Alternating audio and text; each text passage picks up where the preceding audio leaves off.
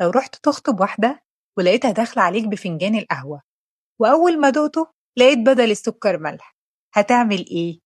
قبل ما نبدأ حلقتنا النهاردة دوس لايك وسبسكرايب واكتب لنا في الكومنتس عشان نعرف رد فعلك.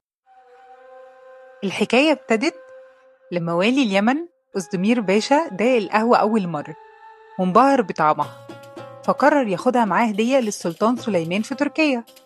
إمتى بالظبط يا سيدي؟ كان في نص القرن ال16، ومن هنا القهوة دخلت القصر العثماني وبقى ليها موظف مخصوص اسمه رئيس القهوجية، كل وظيفته إنه يعمل قهوة السلطان بمزاج. ومن القصر العثماني لشوارع تركيا، القهوة بقت جزء من تراث وثقافة الأتراك، مش مجرد مشروب والسلام. لو رحت عند حد تركي هتلاقيه بيقدم لك القهوة معاها كوباية مية، وده جزء من ثقافة الأتراك في الكرم وحسن الاستضافة، لأنك لو شربت المية الأول فده معناه إنك عاوز تاكل، وعلى طول بيحضروا لك سفرة وليمة كاملة. أما بقى لو ابتديت بالقهوة فده معناه إن أنا جاي ضيف في الخفيف، نقعد مع بعض نشرب كوباية قهوة حلوة ونحكي مع بعض شوية.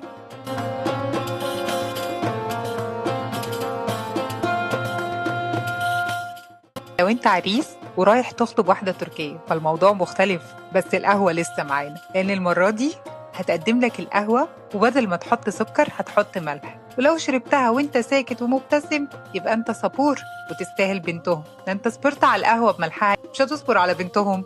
الشعب التركي شعب ذواق صاحب مزاج، بيحب يشرب القهوة على نار هادية جدا. هم أول ناس عملوا القهوة على الرمل، ولازم مع كوباية القهوة يتقدم التركيش ديلايت اللي عندنا بالمصري بنسميه الملبن. وعشان كده القهوة التركي اتعرفت في العالم العربي باسم القهوة التركي بسبب الطريقة اللي بتتعمل بيها القهوة على نار هادية جدا وعلى الرمل.